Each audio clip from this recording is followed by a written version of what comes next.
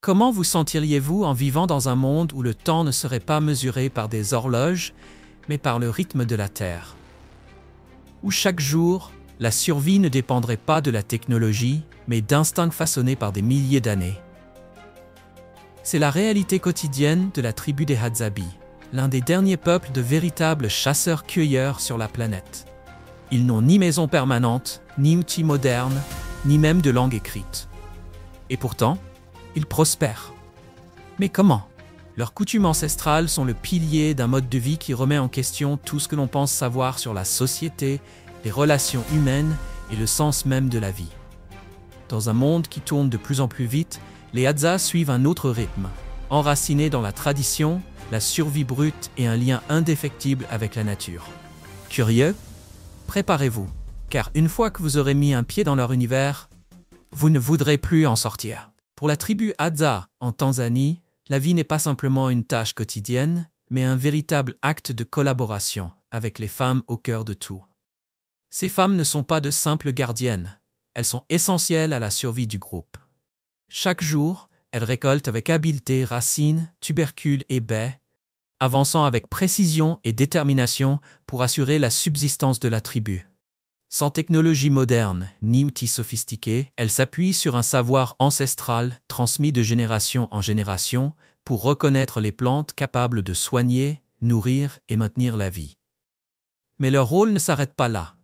Elles préparent les repas, s'occupent des enfants et fabriquent aussi des outils essentiels, contribuant ainsi à l'intelligence collective du groupe. Ce qui est réellement remarquable, c'est l'harmonie avec laquelle ces rôles sont remplis. Tandis que les hommes chassent, les femmes assurent le rythme quotidien de la communauté. Chaque rôle est crucial, aucun n'est supérieur à un autre. Les décisions se prennent ensemble et chaque voix, peu importe l'âge ou le genre, est écoutée et respectée. Dans cette société coopérative, l'unité n'est pas un idéal, mais la base même de leur survie. C'est une leçon vivante. La force naît souvent de la solidarité et du but commun. Avez-vous été inspiré par la force de ces femmes? Si vous avez vécu avec les Hadza, racontez-nous votre expérience dans les commentaires. Imaginez commencer votre journée, non pas avec une tasse de café ou un coup d'œil sur votre téléphone, mais en partant dans la nature pour chercher votre prochain repas. Pour la tribu Hadza de Tanzanie, c'est la réalité quotidienne. Chaque sortie pour cueillir est une épreuve d'endurance et de savoir-faire, une connexion primitive et directe avec la nature que le monde moderne a oubliée. Tandis que les hommes se consacrent à la chasse, les femmes partent de leur côté, récoltant racines, tubercules, baies et miel. Grâce à une connaissance intime de leur environnement, elles garantissent un régime équilibré et nutritif à partir des ressources naturelles. Cette coopération illustre l'harmonie entre les rôles et la nature. Les Hadza mènent une vie nomade, suivant les saisons et la disponibilité des ressources. Leurs abris, faits de branches et de feuilles, peuvent être démontés en quelques jours. Aucun foyer permanent, uniquement des structures pratiques et temporaires qui se fondent dans le paysage. Cette capacité d'adaptation leur permet de prospérer dans un environnement changeant. Cela peut paraître difficile à beaucoup, mais c'est ce mode de vie qui les soutient depuis des millénaires. Pas de gaspillage, pas d'excès, seulement un profond respect pour l'équilibre fragile qui assure leur survie. La polygamie est pratiquée par de nombreuses tribus, mais la manière dont les Hadza de Tanzanie l'abordent est vraiment particulière. Chez eux, il n'est pas rare qu'un homme ait plus de 10 épouses. Pourtant ici, la polygamie n'est pas un symbole de statut social, mais une question de survie. La vie sur la savane est rude. Avec des ressources limitées, chacun doit participer. Avoir plusieurs épouses signifie davantage de mains pour cueillir, s'occuper des enfants et gérer la vie quotidienne. Chacune d'elles a un rôle crucial pour le succès du groupe. L'une peut chercher des racines et des baies, avec un œil entraîné à repérer les nutriments dans la nature. Une autre enseigne aux enfants, les guidant dans la brousse pour leur apprendre les compétences vitales. Pendant ce temps, une troisième cuisine, transformant les récoltes en repas pour toute la famille. Ce travail d'équipe est non seulement efficace, mais aussi impressionnant.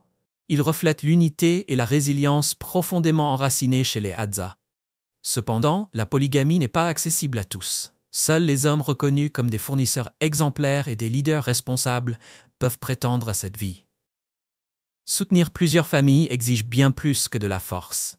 Il faut de l'empathie, de la sagesse et un engagement inébranlable. Dans la suite, nous plongerons dans les fascinantes traditions de mariage des Hadza. Alors prenez 5 secondes pour vous abonner et activer les notifications afin de ne rien manquer de ce voyage. Dans la culture Hadza, les mariages sont souvent arrangés par les familles, mais uniquement avec le plein consentement des futurs époux. Leur chemin vers l'union commence par un geste fort de sens. La famille du marié offre des présents à celle de la mariée. Panier de miel, outils faits main ou plats soigneusement préparés. Ces cadeaux ne sont pas de simples offrandes.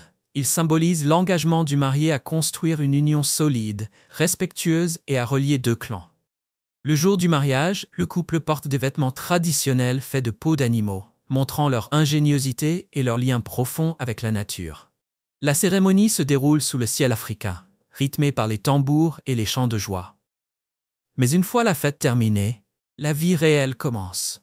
L'homme reprend ses responsabilités de protecteur et de pourvoyeur, tandis que la femme veille sur les enfants et le foyer.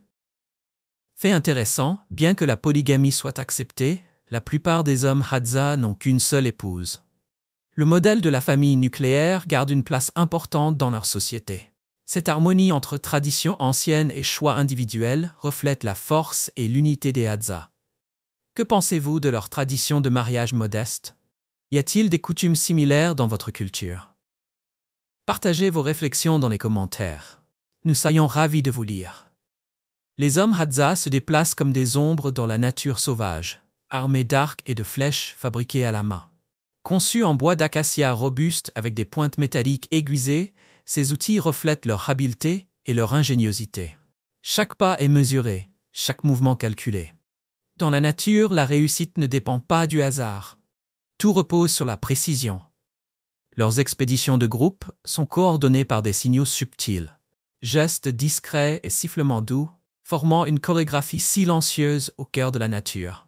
Cette synchronisation est une preuve de leur profonde connexion entre eux et avec leur environnement. À la tombée de la nuit, les Hadza se rassemblent sous la pleine lune. La lumière lunaire inonde la savane, offrant juste assez de clarté pour suivre les pistes animales sans recourir à la lumière artificielle.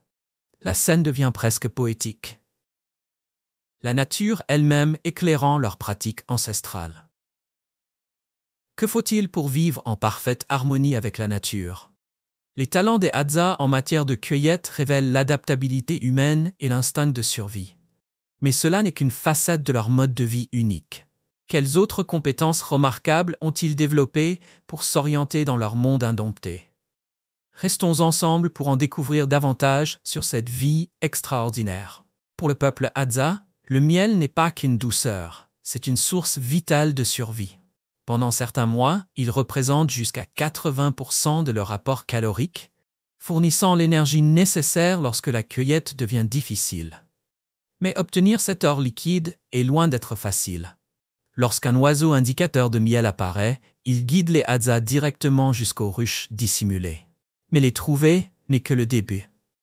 Munis d'outils rudimentaires, ils extraient prudemment le miel, tandis que les abeilles furieuses les entourent, piquant sans relâche. Pour les Hadza, ce prix est volontiers payé. Les abeilles sont vues comme des gardiennes sacrées du miel, et chaque piqûre est considérée comme un signe de gratitude. Tout le processus est réalisé avec respect, transformant cette récolte en un véritable rituel. Les Hadza ne se pressent jamais. Chaque geste est lent et intentionnel, presque cérémoniel. Ils savent que le miel est un don et ils le traitent avec révérence. Il ne s'agit pas seulement de survivre, il s'agit de respect.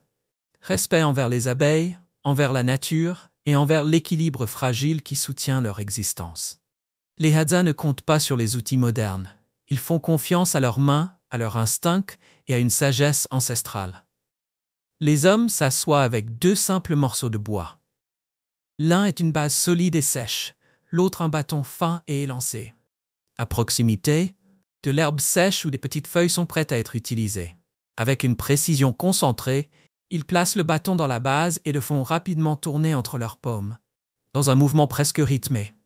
La friction génère de la chaleur et bientôt un mince filet de fumée s'élève. c'est l'instant décisif. Un souffle léger anime la braise et l'herbe sèche s'embrase. En un rien de temps, un feu puissant prend vie, apportant chaleur et lumière à partir de matériaux des plus simples. Pour les Hadza, faire du feu n'est pas juste un savoir-faire, c'est un art. Les observer allumer un feu, c'est comme assister à une danse ancestrale où chaque geste est empreint de savoir transmis. C'est une leçon d'humilité quand on réalise combien notre quotidien dépend de la technologie, tandis que les Hadza restent connectés à l'essence même de la survie. Sous un ciel étoilé, la culture riche des Hadza prend vie à travers la musique, la danse et le rituel sacré de la fumée de taco. Le rythme profond et résonnant des tambours à main emplit l'air, leurs battements résonnant à travers l'immensité du paysage. Hommes, femmes et enfants bougent à l'unisson, leur danse fluide et instinctive, comme guidée par le battement de cœur de la terre. Leurs voix s'unissent dans des chants anciens, racontant des histoires d'histoire et de respect pour la nature. Mais ce ne sont pas seulement la musique et la danse qui les rassemblent. Vient le rituel du taco. Ce mélange unique de tabac sauvage et de plantes locales est préparé selon des méthodes transmises de génération en génération. Tout commence par la récolte des feuilles de tabac, qui sont séchées, réduites en poudre, puis mélangées à des cendres d'autres plantes. Le mélange est ensuite roulé dans des feuilles ou fumé à l'aide de pipes artisanales. Une fois allumé, le taco passe de main en main autour du cercle. Chaque bouffée est partagée en silence ou accompagnée de rires et de discussions. Partager le taco symbolise la confiance, le respect et la connexion. Son goût fort et intense marque l'esprit. Mais pour les Hadza, la véritable valeur du rituel réside dans sa signification profonde. Imaginez-vous au cœur de ce cercle, entouré par la lueur du feu, le rythme des tambours et les liens intemporels d'une communauté. Plongeons plus profondément encore dans leur culture extraordinaire. Dans la suite, quand on pense à la mode, on imagine souvent des marques de luxe ou les dernières tendances. Mais pour la tribu Hadza en Tanzanie, la mode est une question de survie, de praticité et de tradition. Leurs vêtements racontent une histoire d'adaptation et de respect envers la nature. Confectionnés principalement à partir de peaux d'animaux, ces habits sont soigneusement traités et adaptés pour résister aux conditions rudes de la savane.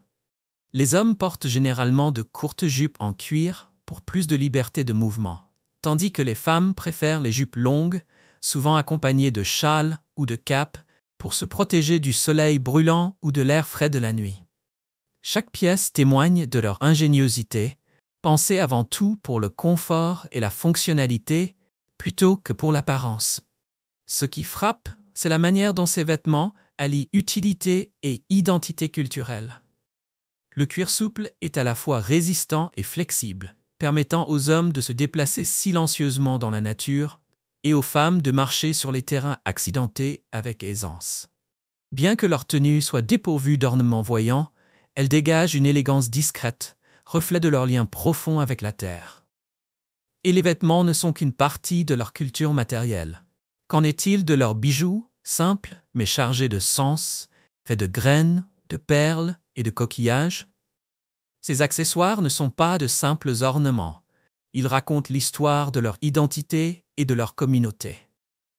Restez avec nous pour découvrir comment les parures personnelles des Hadza reflètent leurs croyances culturelles et spirituelles. Chez les Hadza, les bijoux ne brillent pas d'or ou de pierres précieuses. Ils brillent de liens, d'identité et d'histoires partagées. Chaque collier, chaque perle ou coquillage porte une signification, incarnant les valeurs culturelles profondes et l'histoire commune de cette communauté exceptionnelle. Fabriqués à partir de matériaux naturels comme les graines, les petites perles et les coquillages, les bijoux Hadza sont simples mais pleins de symbolisme. Imaginez un collier composé de minuscules graines soigneusement enfilées, chacune représentant un moment, une personne ou une relation. Ces pièces vont bien au-delà de la décoration. Ce sont des expressions d'identité, un reflet de la place de chacun au sein de la tribu. Les femmes portent souvent des colliers qui soulignent leur rôle ou leurs liens familiaux. Les hommes, eux, peuvent porter une seule perle ou un coquillage, en hommage discret à un événement marquant ou en reconnaissance envers la nature. Le processus de création a autant d'importance que le bijou lui-même. La collecte des graines ou coquillages demande patience et attention, Et l'assemblage se fait souvent en groupe. Il n'est pas rare de voir les femmes réunies autour d'un feu, tissant leurs récits dans ces œuvres d'art modestes mais puissantes. Ce qui rend ces bijoux encore plus fascinants, c'est leur lien intime avec la nature. Les graines et coquillages sont recueillis de façon durable, en accord avec leur philosophie. Ne prendre que ce qui est nécessaire. Ces objets simples témoignent de leur ingéniosité et de leur profond respect pour le monde qui les entoure. Dans un monde rythmé par les réveils, les rappels et les échéances, la tribu Hadza nous offre une vision rafraîchissante du temps. Chez eux, pas d'horloge qui tourne, pas de réunion programmée, pas de course effrénée pour terminer une tâche avant la fin de la journée. Leurs journées suivent le rythme naturel du soleil et de la lune, créant une connexion fluide avec leur environnement. Imaginez-vous réveillé par les premiers rayons de soleil filtrant à travers les arbres. Pour les Hadza, c'est le signal du début de la journée. La position du soleil leur indique quand travailler, se reposer et se préparer pour la soirée. Lorsque le jour décline, la lune se lève, baignant la savane de sa lueur et invitant la tribu à se rassembler autour du feu. Les nuits de pleine lune, le paysage est baigné d'une lumière douce, transformant la nuit en prolongement du jour.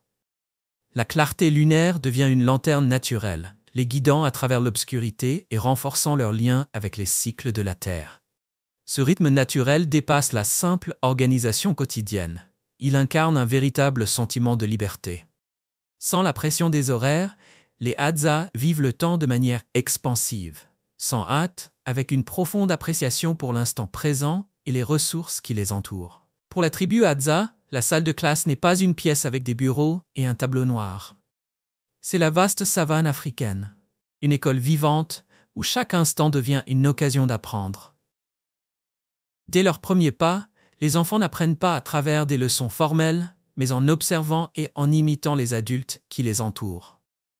Cette méthode informelle mais très efficace leur transmet non seulement des compétences pratiques, mais aussi des valeurs essentielles comme le respect de la nature, la coopération et l'importance du partage. Chaque sortie pour cueillir ou chasser, chaque soirée autour du feu devient une leçon. Et l'apprentissage ne s'arrête pas là. Le conte joue un rôle fondamental dans leur éducation. Le soir venu, autour du feu, les anciens racontent les récits des ancêtres, les esprits de la terre et les leçons tirées des erreurs du passé. Ces histoires vont bien au-delà du simple divertissement. Elles transmettent des valeurs, des stratégies de survie et une identité culturelle qui unit la tribu. Dans les paysages arides du nord de la Tanzanie, survivre exige une grande ingéniosité et une profonde connexion avec l'environnement. Pour la tribu Hadza, la nourriture et l'eau ne sont pas simplement des besoins fondamentaux. Ce sont des défis qui requièrent habileté, patience et un immense respect de la nature. Les Hadza savent exactement où creuser en suivant des signes subtils dans la terre qui révèlent la présence d'eau souterraine. À l'aide d'outils simples ou parfois de leurs seules mains, ils parviennent à extraire de petites poches d'eau vitale. Le processus est lent et le travail demande beaucoup d'efforts, mais le résultat est crucial pour leur mode de vie nomade. L'eau collectée est conservée dans des récipients écologiques fabriqués à partir de calebasses évidées ou d'écorces d'arbres, ce qui permet de ne gaspiller aucune ressource. Parlons maintenant de leur alimentation. Pouvez-vous imaginer manger des porcs-épics ou des insectes au quotidien? Pour les Hadza, ces aliments sont essentiels pour leur apport en protéines et en énergie. Leur régime alimentaire est aussi diversifié qu'inhabituel.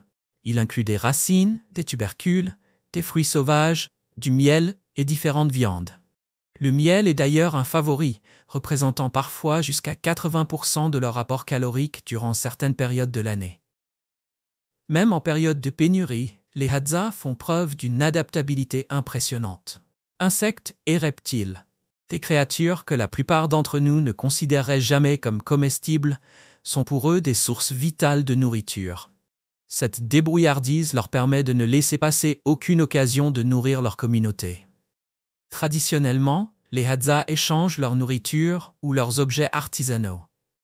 Mais les influences modernes modifient peu à peu leur relation avec le monde extérieur. Grâce au tourisme communautaire, ils accueillent des visiteurs curieux de découvrir leur mode de vie, en échange de biens ou d'argent, comme des outils modernes ou des vêtements. Malgré ces changements, les Hadza tiennent fermement à préserver leur identité culturelle. Ils réussissent à tirer parti des bénéfices du monde moderne, tout en restant fidèles à leurs racines, illustrant une résilience admirable et un attachement profond à leur héritage. Dans l'immensité de la Tanzanie, la tribu Hadza vit depuis des millénaires, en harmonie avec les rythmes de la nature. Pourtant, même ce mode de vie isolé est aujourd'hui menacé par la pression du monde moderne. Les Hadza font face à des défis qui remettent en question leur existence même. Imaginez une tribu qui a parcouru librement ses terres pendant plus de 10 000 ans et qui voit aujourd'hui son territoire ancestral se réduire peu à peu.